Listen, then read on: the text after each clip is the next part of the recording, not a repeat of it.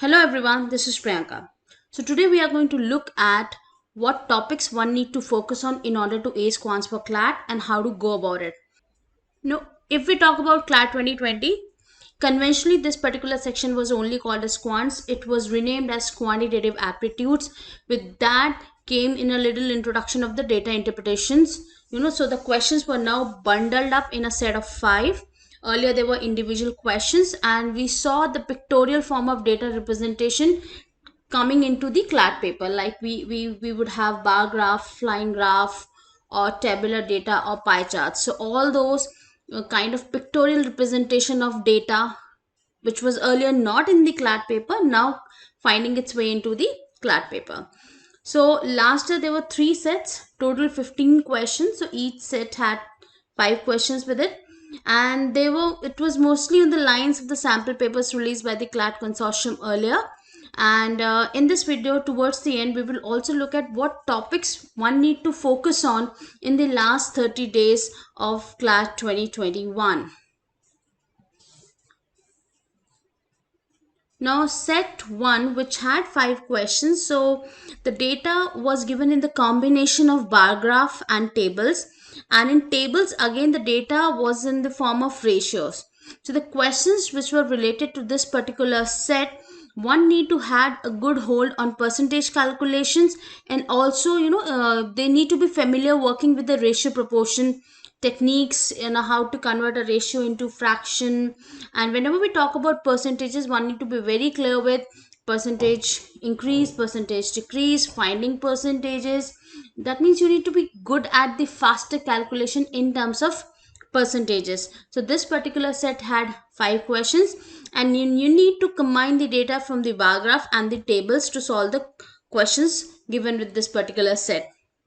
And the second set was based on mensuration, and this was a kind of surprise thing for students, because students were mostly preparing last year only on the DI.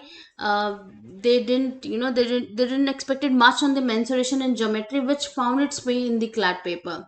So the second set was on mensuration. As you can see here, there was a room, the dimensions of the room were given, and the certain furniture dimensions were given. So questions were mostly based on the area calculation, the volume, surface area. So you need to have a good grasp on the formulas. The actual mensuration has a lot of formulas. So while solving these questions in exam, one need to have those kind of basic repository with them. So you cannot sit and think about the formula. You need to have formula right there with you. So I think mensuration is something you need to work upon in the last 30 days. Then there was one particular set on basic geometry. Now, even when CLAT was in its prior format, like CLAT 2019, geometry was not a widely asked or frequently asked topic. And in the last year, in the newer format, geometry was there with 5 questions. It was a basic, it was a question in the basic geometry. All one needed was a concepts of circles, the area and the perimeter, and little conceptual clarity on circles was required. Basic geometry was required. So this was about how the last year CLAT 2020 paper was like. We also have a tabulation of what questions were asked in the 3 sample papers which were released by consortium last year. So in sample paper 1, there were 4 sets under the quantitative techniques section. There was one caselet on time, speed, distance. There was a tabular data on percentages. There was a bar graph. The questions were based on percentages and averages. Again a bar graph. Questions were based on averages. In sample paper 2, again a bar graph question was there, which was predominantly asking you to have a good grasp on percentages. There was a question on numbers and arithmetic reasoning. There was a question on set theory. In sample paper 3, arithmetic reasoning again found its way. There was a line graph, which was again, the questions were mostly on the percentages, like percentage calculation or percentage increase or decrease. There was a stacked bar graph. So again, percentages and averages came into the picture. If you can see, so whenever we have a pictorial representation of data, be it a line graph or a bar graph or a tabular data, you would find questions on percentages and averages. So my strong recommendation would be that please work on the faster calculations. Now, what topics one should look at in the last 30 days to CLAT? Percentages is absolutely a must. You need to have a very good conceptual clarity on percentages, averages. With every pictorial representation of data, you would find questions on percentages and averages.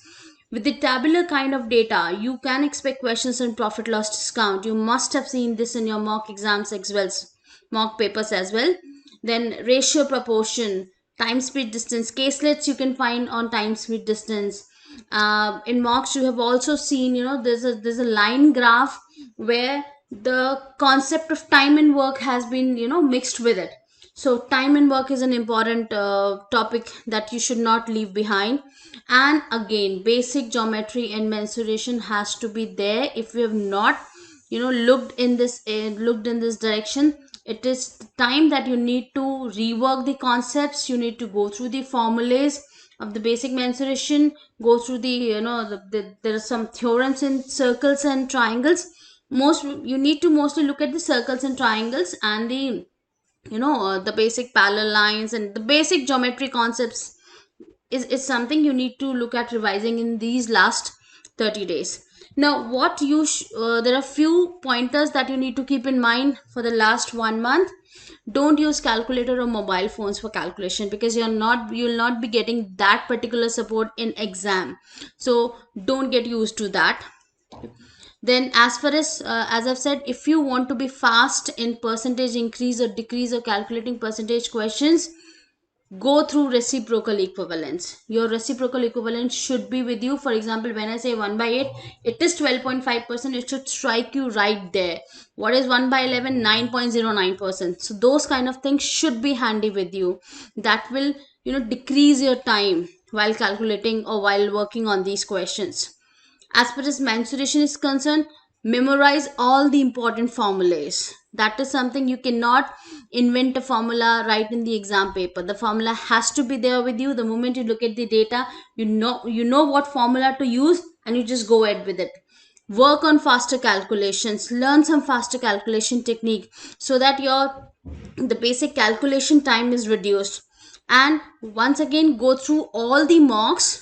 You have had around close to 29-30 clat mocks so far. Each mock had three particular sets, so you have 150 sets to look forward to. You have 150 sets to revise. So go through all the mocks, all the class sheets. If in any question you have found any tip or any trick, just put it down on a piece of paper, keep it with you for the last minute revision.